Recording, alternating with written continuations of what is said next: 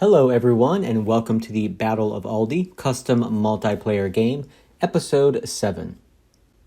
In part 6, we saw both sides becoming more static across the battlefield, but what action there was concentrated largely on McDowell's right flank. We have now reached the 3 p.m. staff meetings. This is the first open discussions the sides have had since 1 p.m. and the last they will have until 5 p.m. For the 3 p.m. union discussion, to be honest, there was no real staff meeting during this turn. Pope and his army had been maneuvered into a position where there was almost no tactical options left open to them. This made any discussions a moot point as they were frozen in place. McDowell stated he was considering pulling part of Sigel's corps out of the line and sending it to support McDowell's right flank and Banks's corps at Aldie. Pope, with little to offer in the way of advice or orders beyond keep holding on, decided to allow his commanders to each pursue whatever course necessary on his own part of the line. For the 3 p.m. rebel discussion, Lee began this discussion almost like he did the previous discussion by saying that I remain befuddled by what they are trying to achieve by their moves. Perhaps they think we will willingly throw our men against their line in some mad frontal assault.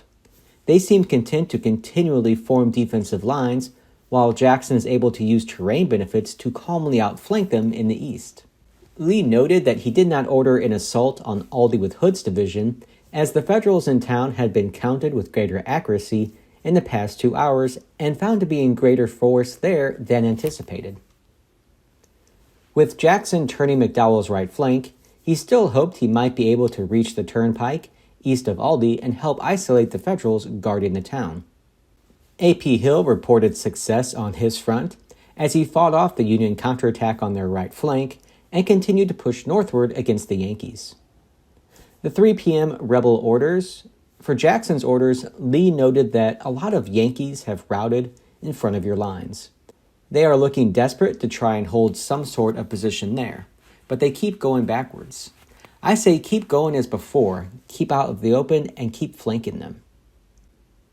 A.P. Hill was to attack north with Kemper's division, and then try to pivot to the west to turn the Federal flank. Longstreet's corps would continue to hold their positions around Aldie to keep the Federals pinned in place there. Hood would look for an opportunity to attack and begin putting pressure on the Federals there to keep them from reinforcing Gilbert's corner. My unasked for 2 cents about the meetings for the two sides. To be honest, the Federals are just in a world of trouble right now. Without any momentum or initiative, it is impossible to fight a battle. When you are stuck, I call it flat-footed, your opponent controls the situation in every aspect. And this is what has happened to the Federals in this battle. The Confederates are calling all the shots. They are making the Federals do whatever they want them to do by moving their infantry forward, by putting guns in key positions, and the Federals have just no ability to counter any of these moves anymore, and it's becoming an impossible battle for them to win. And they have no plans to disrupt anything the rebels are doing, almost because there's just no options available. There's nothing left that they can do. All of their forces are tied down across the map, and they have no maneuverability. And they're just simply waiting for the axe to fall. At least that's how it feels. Without any strategic options or offensive capabilities, they're just reacting to everything the Confederates are doing, and that's not a way to win a battle. For the Confederates, they are very confident of victory in the end, and they should be at this point. They continue to put pressure on the Federals across the battlefield and to hold the initiative. They do remain careful and cautious, which may be doing the Federals a favor at this point because there's really no reason to be this careful or cautious. Wherever they've attacked for the past few hours, the Federals have been routed back. They are looking to wrap up this battle and send Pope back to Washington as soon as possible. We are now at the end of the 3 p.m. turn, and the flank moves. Over on the extreme eastern flank, if we pull that up, you'll see that Schurz's division and Kemper's division are engaged on that side of the battlefield. And over the last hour or so, the Federals took a position right here, But then, since the attack of Kemper's division, have been forced back to this new position on this side of the ridge. And because of that, Kemper's division is now able to swing up to the north and begin outflanking the Federal left flank. Fighting continues on McDowell's right, and we've talked about this before, the fact that McDowell's right flank, where it protects the road which leads directly to Aldie, is in some serious jeopardy. Jackson continues to attack there and to push the Federals back. A little further to the south, Drayton's brigade is still marching north, and they hope to reach the battlefield and reinforce Hood's division sometime over the next few hours. 3:20 p.m., and the Confederate artillery is just pounding away. Although the Confederate line is thin on this part of the battlefield, they do have quite a lot of artillery here. And what they're able to do is to pound the Federal positions with their artillery, knock out some of their guns, and keep the infantry from ever being able to really hold any set position for long. Anderson feigns an attack from the north. Anderson is advanced a little bit on the northern side of Aldie just to test the Federal lines, but he's had no success in finding any weak spots so far. Across the battlefield at the moment, the Federal forces are just completely stationary. They have no maneuverability, and as you can see from turn to turn, their lines really aren't moving very much except a little bit backwards. And a point limit update, the Federals have just crossed the 50% limit for their points allowed in this battle, while the Confederates are at just 31% of the way to their point loss limit. End of the 3:40 p.m. turn now, and Hood has attacked Aldie. This is a bit of a surprise, so let's go ahead and zoom in on this part of the map here and see what's going on. This is the action around Aldie itself, and you can see that Hood's division is just to the west of the town, and Anderson's division is to the north of it. Banks's entire 2nd Corps is within the town of Aldie, protecting it from 3 different sides. Hood is attacking with 6,100 men, while the Federals have about 5,000 on that line there to resist them. And Hood is hoping that because of his attack, the Federals will take troops from the northern part of their line and reinforce the western part of their line. This might allow Anderson to attack to the south and break the Federal hold on Aldie and capture the town. Fighting on the right. On the extreme right flank of the Confederate line, they've continued to push around the Federal left flank and are hoping to get around them and make it towards Gilbert's Corner and capture that depot there. And pushed but not broken, the Federals are still barely able to hold on to this line on McDowell's right flank, but it's becoming increasingly difficult for them to hold as the Confederates hold the high ground and put pressure on the Federal units on that part of the battlefield. 4 p.m., Hood continues the attack on Aldie. Hood is not letting up, although his initial assault was repulsed. He continues to push forward, hoping to break the Federal line. The Union lines are being hit hard over on the opposite flank as well, where Kemper's division is attacking Sigel's left flank and pushing them back towards Gilbert's Corner. The Federals also lost 10 guns captured during this turn, which is really going to affect their ability to continue to hold this flank. In the north, the Union cavalry is moving back to the south. They waited for a number of turns to see whether or not the Confederate cavalry would move one way or the other, and whether or not there was an opportunity to perhaps capture them.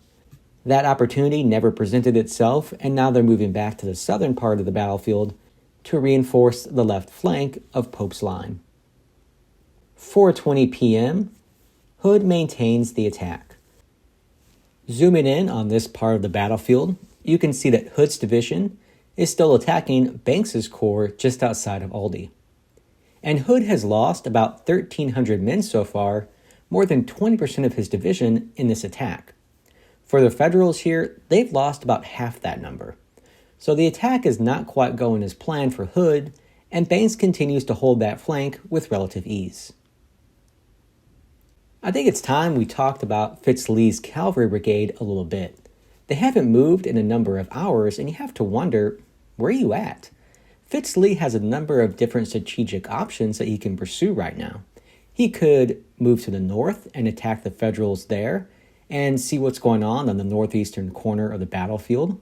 Or really, he should be moving to the south, where he can extend Anderson's line all the way to the river and help isolate Aldie when that time comes.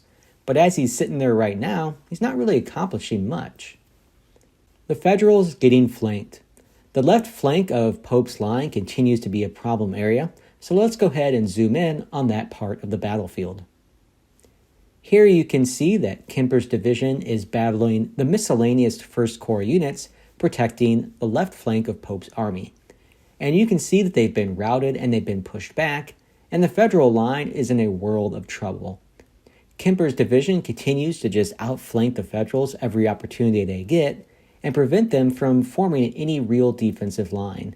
And whenever they do stop, they end up being routed or captured, as the Confederates just have every advantage here of maneuverability, positioning, and quality.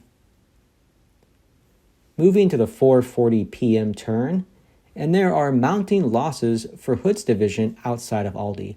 Yet the attack continues. I think the Confederates are still hoping that the line north of Aldie will be weakened and Anderson can attack, but so far that still has not happened. Pressure on the left. As I just mentioned earlier, Kemper's division continues to drive into the Federals and route them back towards Gilbert's Corner. And more importantly, the rebels have captured the main road between Aldie and Gilbert's Corner. If we zoom in there, you can see that Jackson's division is still driving in between that area of McDowell's Corps and Banks's Corps. Along the Little River, there are 2 crossings here, and now the Confederates have captured and have zone of control power over both those crossings.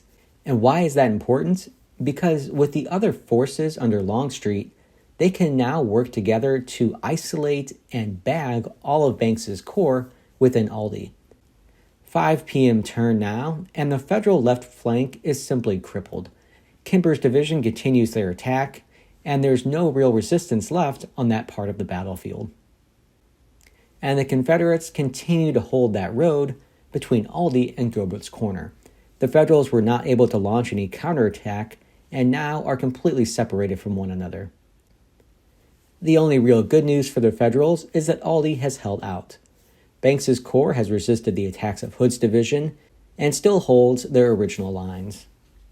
And it is now time to call it. In case you had any doubt left, this is definitely a Confederate victory. The Federals fought a good battle, but in the end, the Confederates were just too much for them. The Federals had no choice but to surrender this battle. They were routed badly, and they were no longer able to hold any continuous line anywhere across the battlefield except at Aldie. This, coupled with their recent heavy losses, convinced them that the battle was lost. General Pope gave the orders to retreat, and the Army of Virginia fled ingloriously from the field. While that does end the Battle of Aldie for us, there is still more to come. In the next episode, we're going to discuss what happened in this battle. We're going to talk about whether the battle was won more by the Confederates or was it lost by the Federals. We'll identify the key moments of the battle, and we'll talk about what we can learn from this battle and what we can use moving forward. As always, I really appreciate everyone watching this after action report. I do hope you'll tune in for the final episode where we'll talk much more in depth about this battle and look at why it turned out the way it did. Thank you everyone for watching. Have a good day.